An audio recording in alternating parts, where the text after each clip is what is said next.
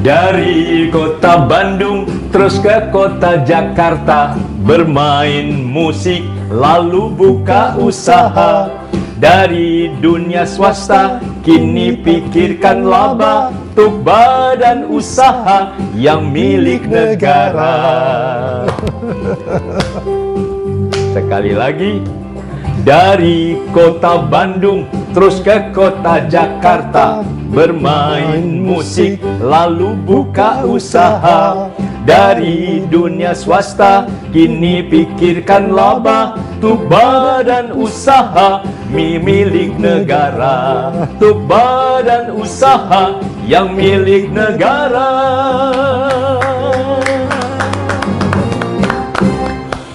Ya sahabat, saya punya beberapa variasi untuk memperkenalkan tamu saya yang luar biasa ini. Beliau adalah manusia modern, Triawan Munaf. Nah, bicara manusia modern itu salah satu hit pada waktu saya panggil Mas Triawan aja ya. Iya Kak. Mas Triawan semasa bermain musik bersama Giant Step dulu. Nah, kita mau sebut itu apa genrenya ya? Apa rock progresif, mirip Genesis, atau siapa benchmarknya? Iya, boleh dijawab langsung ya, Iya, Kak Seto monggo. ya. Iya. Iya, waktu itu kita masih anak-anak muda, ya. Taunya main musik yang kita bikin sendiri lagu-lagunya. Iya, iya. Jadi mungkin jenisnya atau genrenya apa ya? Mungkin betul rock progresif ya. Iya, Karena iya. iramanya tidak apa namanya dari ujung ke ujung tuh lagunya berubah-ubah terus gitu ya. Gitu ya. Melodinya. Yang itu rupanya itu yang disebut progresif gitu kan. Nah, yang menikmati ya kita sendiri yang main, orang nggak ngerti itu. Oh gitu ya. Ya, Tapi itulah. cukup populer saat itu ya. Ya lumayan lah, karena belum seperti sekarang ya. Sekali kita nyanyi di Aneka Ria Safari udah langsung terkenal kan zaman itu kan. Iya betul. Cukup. Tapi sekarang Giant luar Step biasa. sudah top waktu itu ya. Iya lumayan lokalan Terutama dia, anak-anak lokalan. muda ya. Bandung. Apalagi Bandung kan terkenal kreatif Iya, iya Kak Seto. Ya. Nah, juga sering orang kenal Mas Triawan ini ayahnya penyanyi juga Iya. idola saya waktu itu ya. Kira-kira bisa nggak membawakan sebuah lagunya? Waduh, saya tuh nggak hafal ya. Coba saya cari dulu. Monggo. Coba silakan aja mungkin ini inget ya.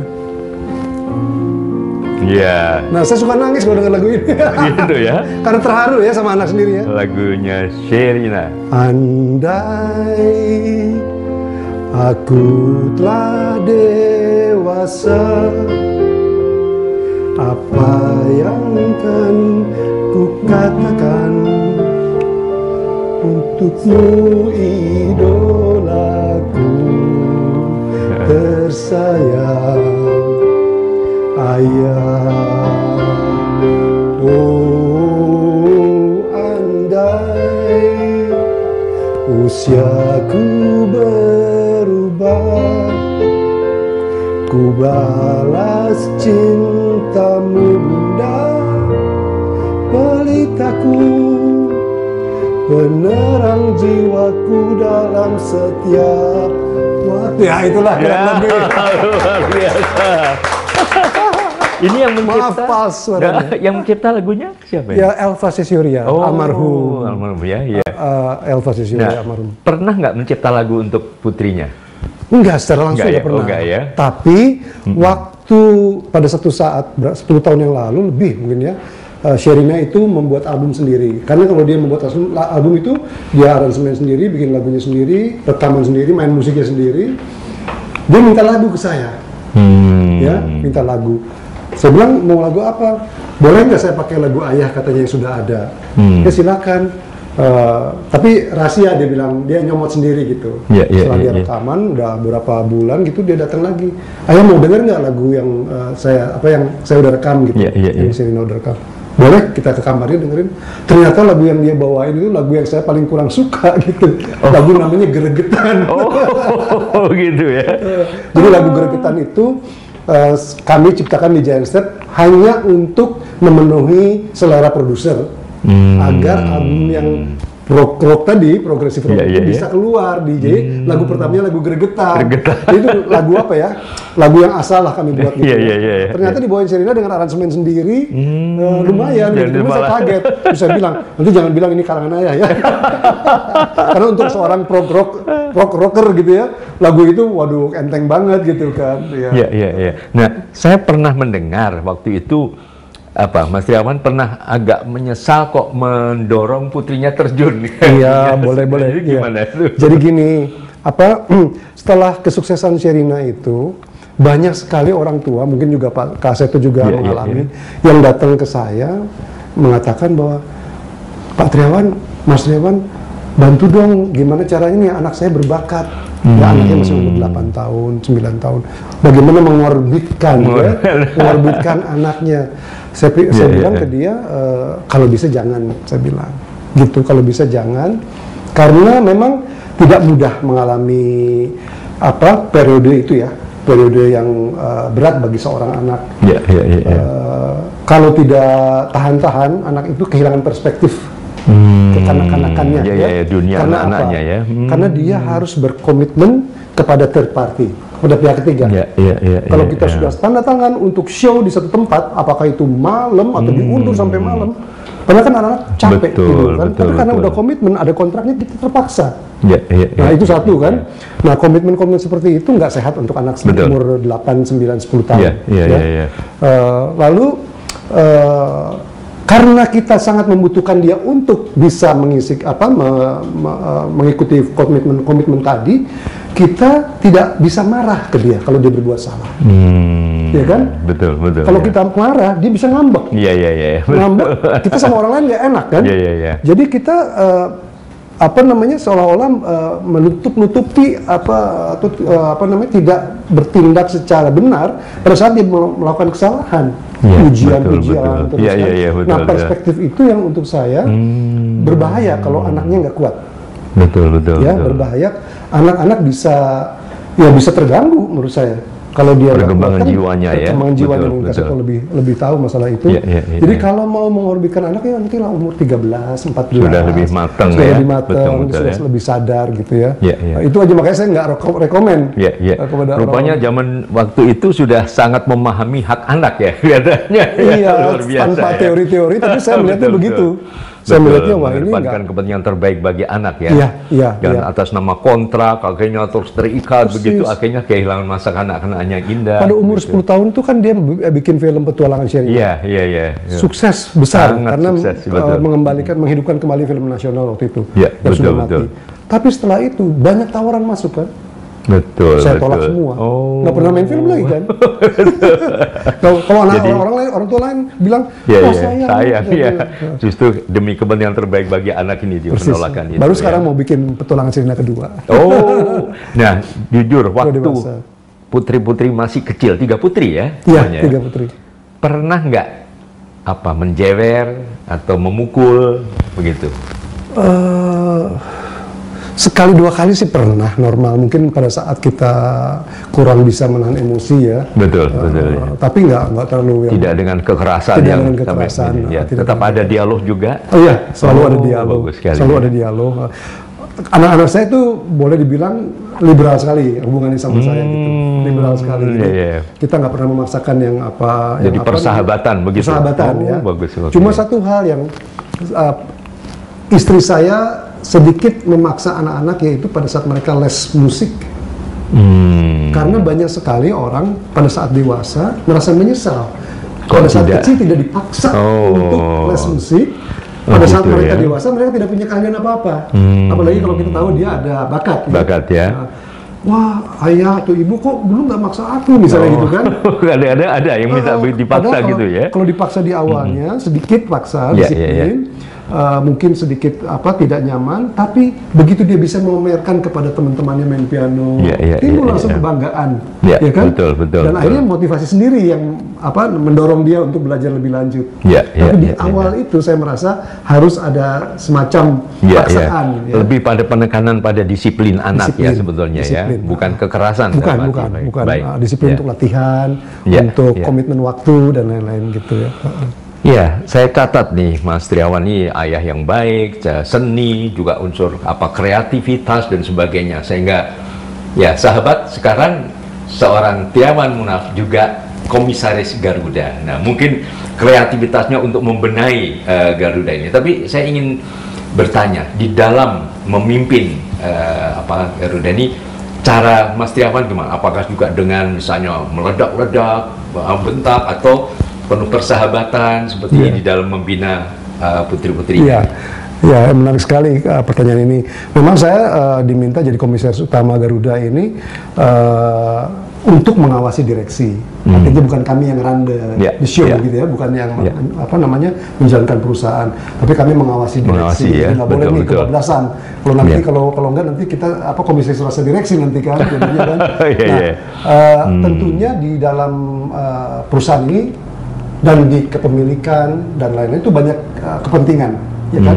Kepentingan normal ya. Betul, ada kepentingan memegang saham, ada kepentingan negara, ya. Lalu ada juga para profesional yang ingin juga punya keinginan dan motivasi sendiri untuk melaksanakan pekerjaannya.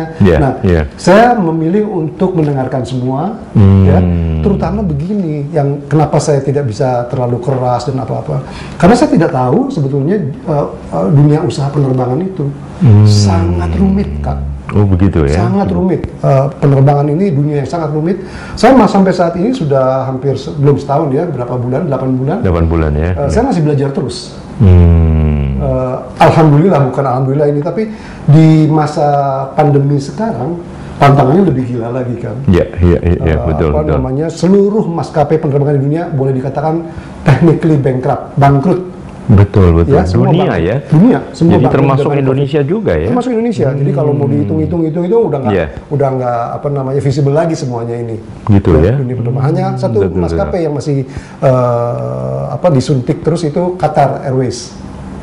Ya, kalau maskapai lain ini masih mencari, ada yang disuntik oleh pemerintah seperti SQ, Singapore Airlines, itu dibantu oleh pemerintahnya senilai 11 billion dollar atau 11 miliar dolar ya? Plus ini plus itu. Kami sedang menunggu bantuan pinjaman, bukan bantuan ya, bukan suntikan tapi pinjaman senilai setengah miliar dolar. Bayangkan dia 11 miliar dolar, kita setengah miliar dolar. Dan sampai saat ini pun belum terrealisasi ya. Jadi kami masih struggle di Garuda. Namun saya optimis karena Garuda itu adalah maskapai yang disebut flag carrier ya, membawa bendera negara dan itu kebanggaan bagi kita semua. Jadi walaupun kami dalam keadaan secara finansial susah, tapi kebanggaan untuk terbang dengan Garuda itu tinggi sekali. Gitu ya. Bahasanya brand equity-nya tuh tinggi.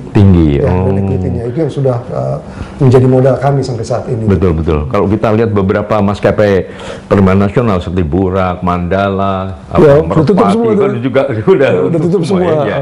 Dan ini kira-kira Garuda tetap punya perspektif yang cukup positif. Iya, sebetulnya kita punya captive market. Indonesia kan sebuah negara kepulauan. Di dalam negeri saja, kalau Garuda terbang full, gitu ya, di saat normal kita sudah untung. Malahan kalau kita terbang ke luar negeri yang tidak terlalu untung. Iya.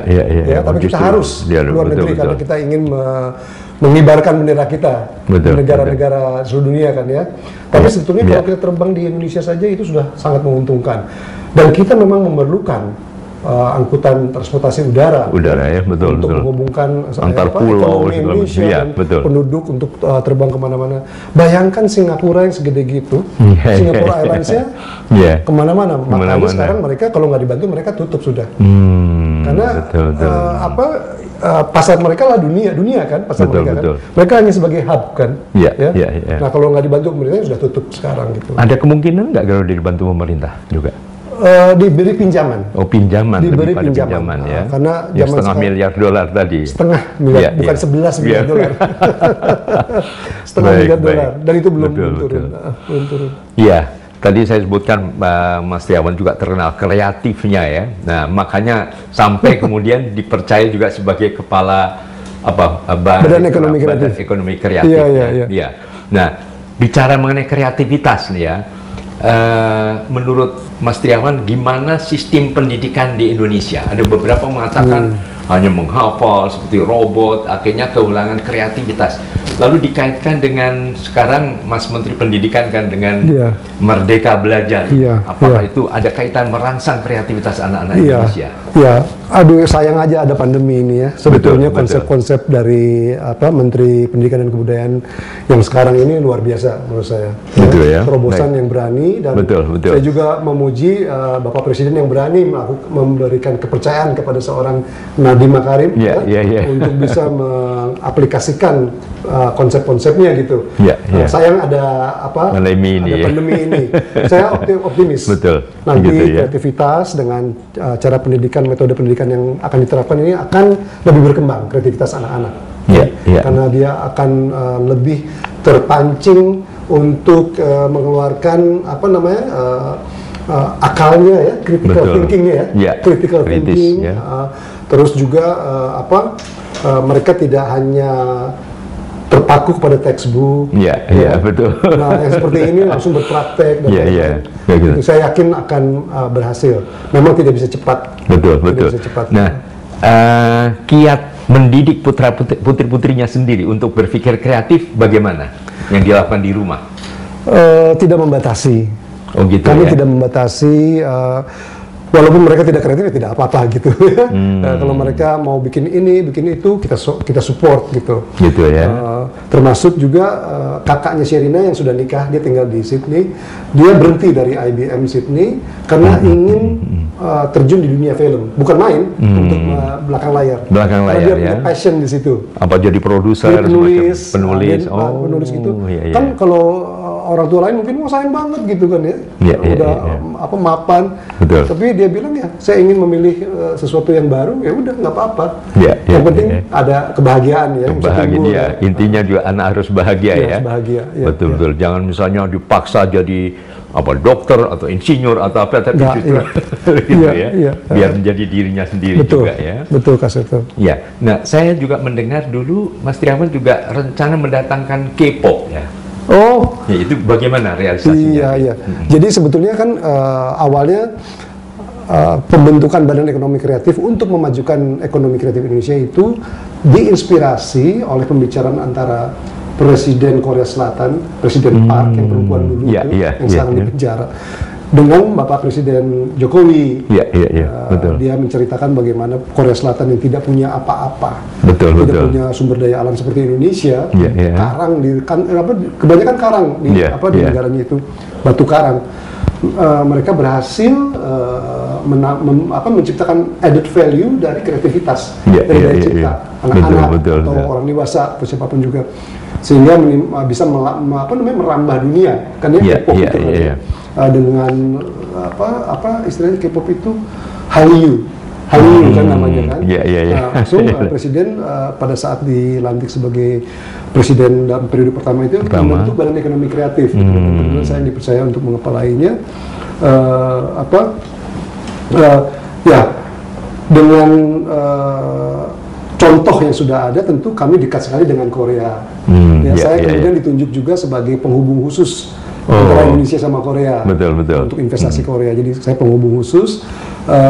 Saya bukan mau membawa budaya Korea ke sini, tapi mau exchange. Oh, pertukaran ya. Pertukaran. Iya, iya, iya, betul. Kami pernah mendatangkan satu grup untuk grup Korea ya, atau artis Korea untuk satu event dari 1 tahun sebelum Asian Games. Sebelum Asian Games kemarin ya. Istilahnya apa namanya? Hitung mundur tuh apa namanya? Countdown. Countdown ya. Oke. 1 tahun countdown itu kita bawa artis Korea. Iya, iya, iya. Karena Asian Games adalah sebuah event internasional. Internasional. Jadi artisnya campur, tapi 90% orang Indonesia gitu. Iya, Itu aja sih. Tapi yang saya temui adalah ternyata orang Korea tidak seterbuka kita. Oh, kenapa? Jadi apa yang kita inginkan agar artis Indonesia juga bisa Ke sana? tidak dibukakan pintu.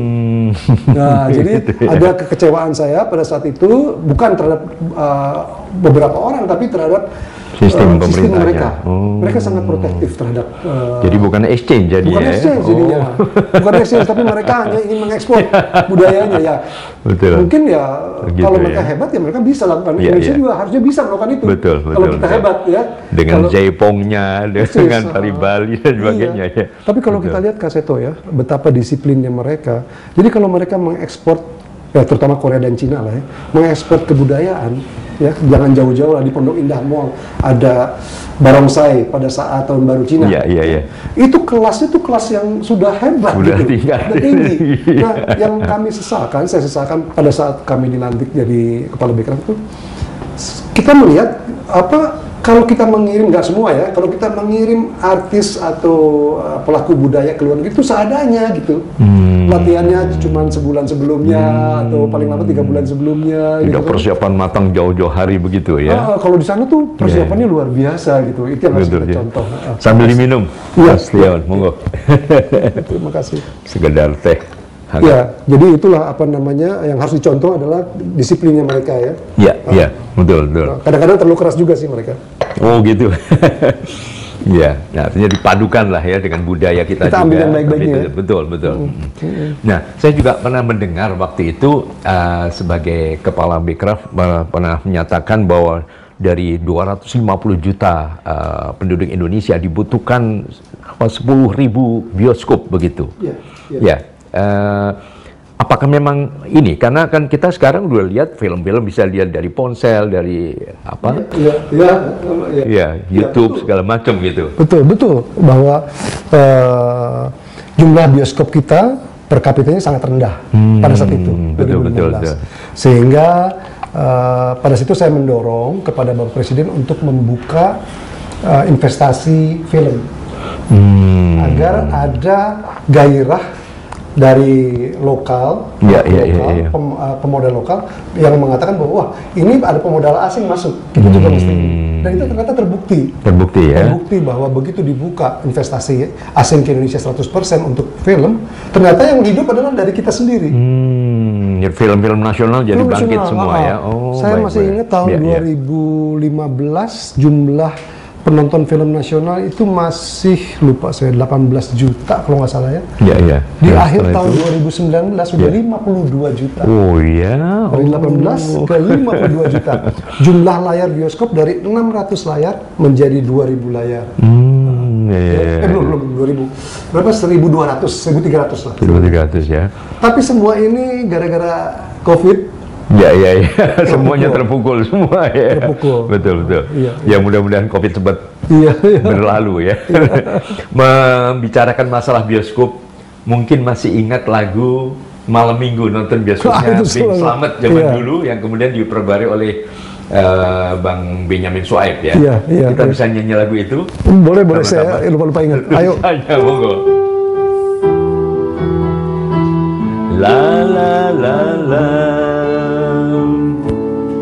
Malam Minggu ane pergi ke bioskop bergandengan ame pacar nonton koboi, beli karcis tahu-tahu kehabisan,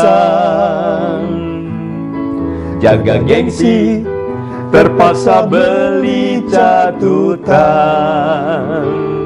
Aduh emak asiknya nonton dua-duaan, kayak nyonye dan tuan di gedongan.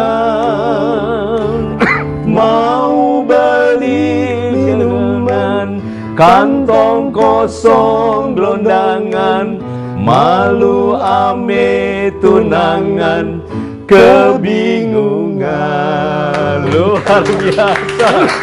Wah, saya bangga bisa berdua dengan penyanyi top Giant Step. Langsung nyambung ya, mau nggak sambil minum dulu.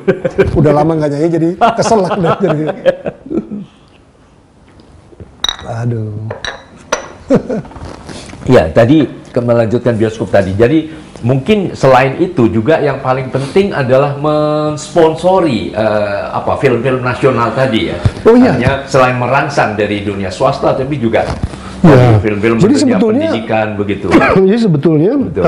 proporsi film nasional yang diputar di bioskop tuh sudah hampir udah mencapai 60% dibanding film asing. Film asing ya. Udah 60%. Waduh, luar Jadi biasa. pertumbuhannya Iya, iya. luar biasa. Betul, Jumlah produksinya sampai 200 film per tahun segala kan. Iya, iya, iya, iya.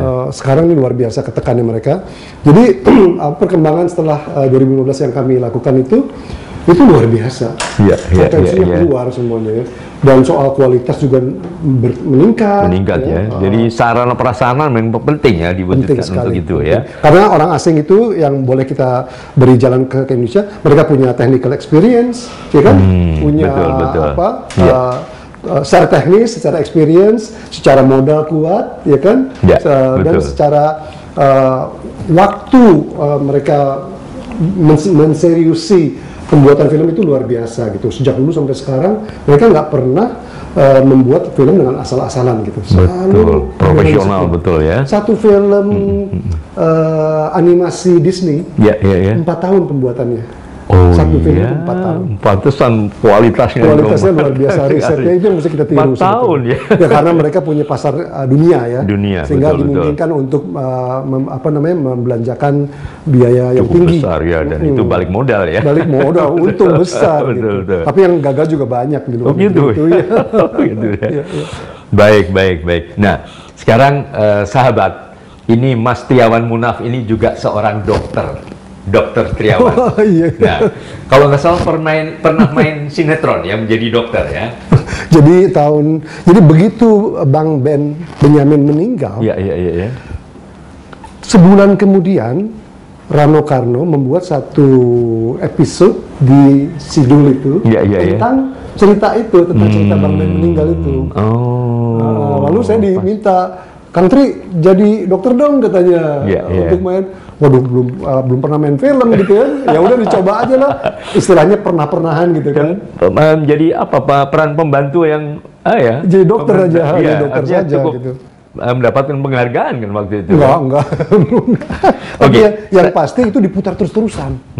Di RCTI Kalau sampai begitu sekarang. sampai sekarang ya. Tahun Sekarang 94. saya akan beberapa pertanyaan menyangkut film ini ya. Baik, jadi apakah judul sinetron itu? Sidul, anak sekolahan. Judul anak sekolahan. Nah, saya ingin bertanya, siapa sebagai dokter waktu itu praktek di sebuah rumah sakit? Rumah sakit apa itu? Udah lupa. Husada bukan? Ya, di Cempaka Putih tuh. Arsi, apa namanya? Yarsi bukan? Ya, rumah sakit Islam ya. Islam, Ya, iya, baik. iya. Nah, Lupa. pada waktu Sidul datang ke ruang praktek dokter Triawan Munaf ini, itu ada 2 dokter yang menemani. Siapa? Masih ingat nggak? Almarhum Sarwono, Ya. orang Astra Honda, dan Tamrin Talib. Wah, luar biasa masih ingat. Nah, persisnya datang ke ruang praktek Anda waktu itu, Sidul ini pada bulan apa? Karena ada kelihatan kalendernya di ruang praktek. Nggak tahu saya. Lupa ya? Lupa. Oke, November atau Desember ya. Oke. Kemudian ya, saya kira udah sangat, tapi luar biasa Luar biasa. masih ingat ini ya. Ini risetnya luar biasa. Ya. Baik, jadi saya dapat rangkum kesimpulan ini, Mas Triawan Munaf ini ya ada berbagai kemampuan ya, bakatnya dan sebagainya. Tapi benang merahnya adalah pada bidang seni, tapi juga dengan kreativitas. Iya. Jadi seni dan kreatif ya. Nah, untuk itu sekarang sudah banting setir menjadi komisaris ya.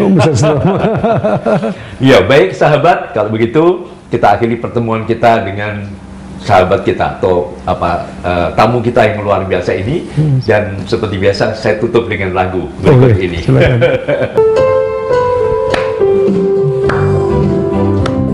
Memang serba bisa, juga multi talenta. Dari olah nada, kini bosnya Garuda. Tidak terlena kemasyhuran semata. Ayah istimewa, Triawan Munaf namanya.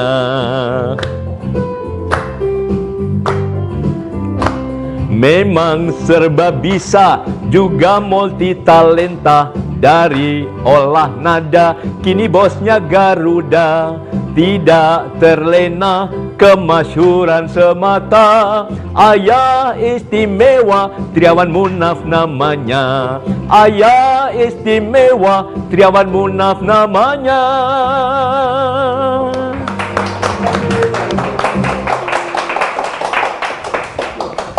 Terima kasih.